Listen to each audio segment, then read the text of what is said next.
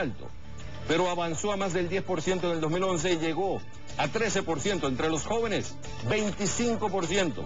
Peligroso en un país donde el 60% de sus ciudadanos tiene 30 años o menos. Egipto enfrenta un problema de falta de combustible y de alimentos. Los viene importando.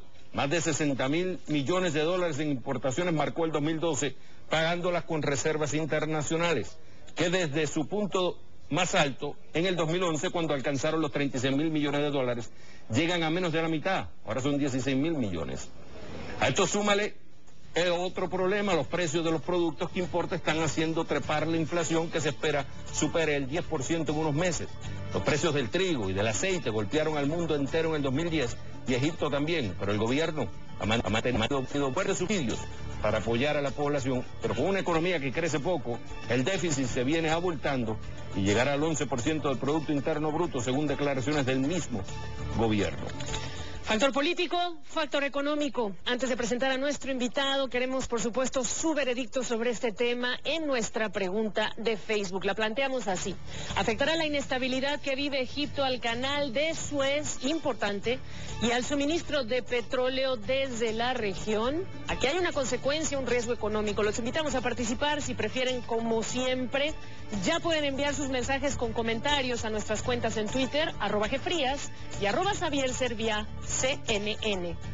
Adolfo Laborde Carranco es director del programa de licenciatura en Relaciones Internacionales para el Tecnológico de Monterrey. Él nos está acompañando desde la Ciudad de México para hablar de este otro factor, el factor económico. Adolfo, gracias por estar con nosotros, y mientras observamos estas imágenes que son impresionantes de esta salida, en la mayoría de los casos hablamos de una salida pacífica a rechazar la situación que viven los ciudadanos allá en Egipto, uno se pregunta, ¿qué no es entonces más bien el factor económico y lo poco que hizo Morsi, que de hecho parece que se agravó la situación, la razón principal de esto que estamos viendo en pantalla? Claro, mira, hay una relación íntima entre los dos factores. El factor político, como ya se comentó anteriormente, tuvo número uno, fue una parte importante, medular de la agenda política de Morsi al tratar de compaginar su dominio en el aspecto de las relaciones políticas al interior de las fuerzas en Egipto, y dejó a un lado lo que ya hemos comentado, lo que ya se ha dicho acá, el factor económico. Ha habido una inflación de más del 7%, la tasa de déficit fiscal llegará al 12%, el turismo, que es una fuente sumamente importante de ingresos tributarios y de ingresos para la gente que les da trabajo, cayó en un 12%, eso acumulado con la escasez de alimentos, como ya se comentó, y otra serie de elementos, sí impactan a la gente para que logre salir y se le organice para poder pedir la destitución de Morsi. Sin embargo, también hay gente que lo apoya. Hay un fenómeno muy interesante aquí cuando hablamos de los hermanos musulmanes que tratan a toda costa de mantener esa posición un poco exagerada en algunos casos, tratando de impermear su sello al interior de las relaciones políticas. Bien. Sin embargo, como estamos viendo, no se logró. Ahora, Laborde, hay una cosa para hacer una aclaración. Hay un debate acá sobre la decisión y si es justificado lo que hizo el gobierno, el poder militar en Egipto. Y eso es otro debate que no lo vamos a entrar acá, lo vamos a pasar por encima, nos vamos a enfocar en el tema económico. Pero eso es un debate también, justifica lo que hizo el poder militar en Egipto. Eso es otra cosa. Ahora, tenemos que dividir Morsi antes de Morsi y Morsi actual. En Egipto hay unos problemas estructurales que no fueron creados por Morsi, hay que tomarlo en consideración. Uno, no se están creando empleos.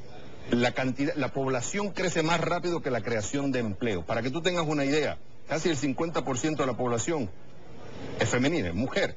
Sin embargo, representan solamente el 22% laboral. Entonces ahí tú tienes un serio problema. Tienes otro problema, la tasa de pobreza es alta. No se está invirtiendo en el país.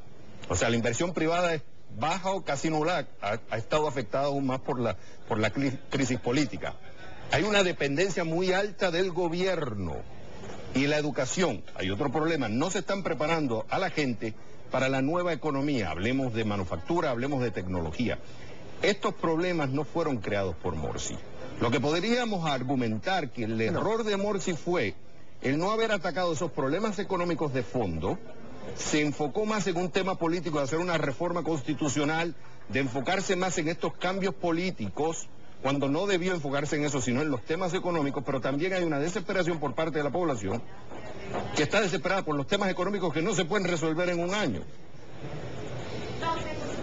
Claro. Sí, es correcto lo que tú comentas. Hay una disuasión muy importante del tema político y económico desde una perspectiva del dominio político, del realismo político que se tuvo en esos momentos. Sin embargo, la gente con esta nueva visión, con esta serie de elecciones democráticas, pensó que estos elementos de incorporación a nuevos esquemas democráticos iban a tener un mejor nivel de vida, hablando un poco en el término de ingreso, hablando un poco en el término de sus relaciones laborales, hablando también un poco del papel de la mujer que no se ha logrado rescatar hacia una democratización y una participación real en el entorno económico. Todos estos elementos, como ya se han comentado, han hecho que la crisis agude y ha entrado el ejército para poder evitar un abismo de poder y también, pues por supuesto, un abismo económico que afectaría no solamente a Egipto, sino podría canalizar problemas en la región de Medio Oriente como un catalizador de los conflictos regionales o fronterizos. Adolfo, para quien se pregunte el papel típico de los militares en un país, uno también destaca la diferencia o lo poco o lo atípico que puede resultar los militares, las Fuerzas Armadas en la economía de Egipto. Hay algunos académicos que están cifrando la participación precisamente de los militares en la economía entre un 5 y hasta un 40% antes de la llegada de Morsi. No sé, y yo te lo preguntaría, ¿cuánto ha cambiado? ¿Por qué es importante?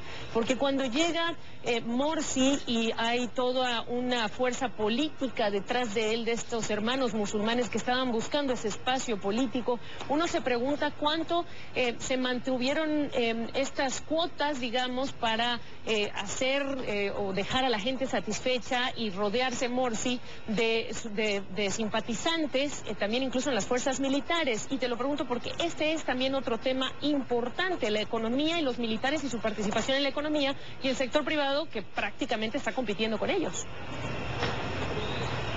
Sí, no ha habido muchos cambios. Una parte importante, y hay que decirlo así, es que ni los militares ni la policía participan en las elecciones. A ellos les han dejado tareas muy específicas, la de salvaguardar la seguridad del país, han tenido un papel importante, que hay que irnos un poco a la historia, los enfrentamientos con Israel, sí. Posteriormente la estabilidad que ha tenido la relación con sus vecinos y la importancia del tema geopolítico.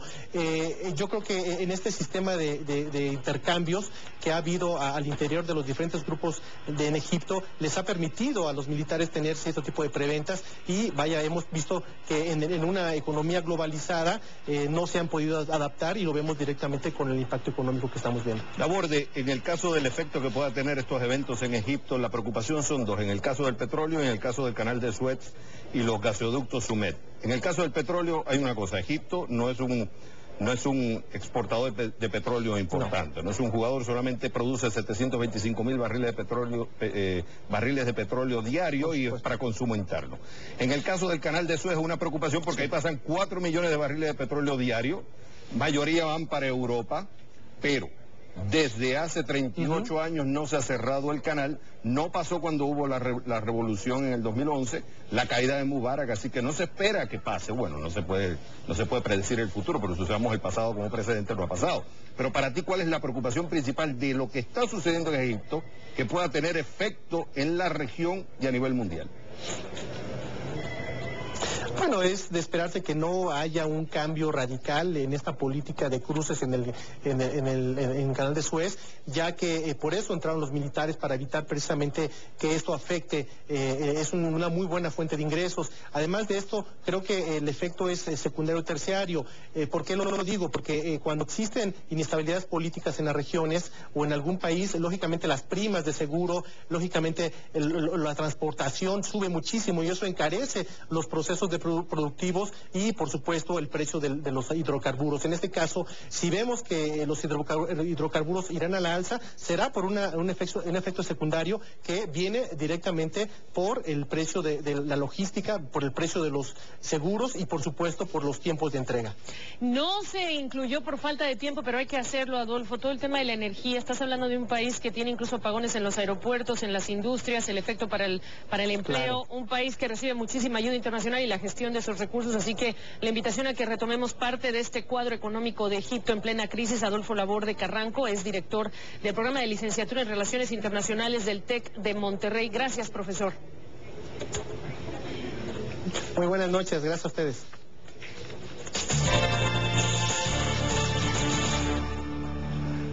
Legisladores estadounidenses, oye, no tumben la reforma. Este es el tema de hoy. Estados Unidos está en medio de sacar adelante una reforma inmigratoria importante. El primer acto de la obra fue en el Senado de los Estados Unidos, donde se aprobó un proyecto de ley bipartidista. El segundo acto se verá en la Cámara de Representantes. El acto será feo y puede que la reforma no vea la luz. En este punto los republicanos y los demócratas, sí, porque también hay demócratas que tienen reservas sobre la reforma inmigratoria, deben mejorar el texto, pero no deben tumbarlo. ¿Dónde están las trabas? Empecemos con el E-Verify, que es un sistema electrónico diseñado para garantizar que los empleadores solo contraten empleados con permiso para trabajar en el país. ¿Es el mejor método para evitar que personas sin permiso de trabajo sean contratadas? No. Entonces pongamos concentración en eso. Busquemos la forma de modificarlo. La identificación se puede falsificar. ¿Para qué entonces imponerla? Otra cosa, ¿debe tener responsabilidad legal los empleadores cuando contratan un indocumentado? Es un mayor peso legal para los empleadores. ¿Cómo evitar entonces que se contraten indocumentados? Dirán, bueno, señores, con más visa. Aquí entra el segundo punto. Las cuotas de visa H1B, que son para personas con habilidades especializadas, y el programa de visas para trabajadores temporales, aumenta en la reforma aprobada por el Senado, pero no lo suficiente. Entonces, ¿qué hagamos? La solución, incrementen la cuota. El monto es bajo y es una forma de desmotivar a cruzar la frontera o quedarse ilegalmente en el país. El programa del Camino a la Ciudadanía es lo que mejor se puede conseguir. Explico. Algunos republicanos le llaman amnistía, porque los que quebraron la ley pasan a considerarse inocentes con la reforma. Primero, el nuevo proyecto requiere que los estimados 11 millones de indocumentados en el país paguen $2.000 de multa, esperar 13 años para adquirir la ciudadanía y no tendrán acceso a beneficios sociales durante el periodo. Y segundo, ¿cuál es la solución? ¿Deportarlos? ¿Con qué recursos? ¿El costo es menor que el beneficio? No lo creo. ¿Dejarlos vivir ilegal en el país? Es como dice un mismo republicano que está detrás de la reforma, el senador por la Florida, Marco Rubio. El estatus actual es una forma de amnistía. Más dinero para la frontera. ¿Se necesita tanto dinero? ¿40.000 millones de dólares? El 40% de los que están sin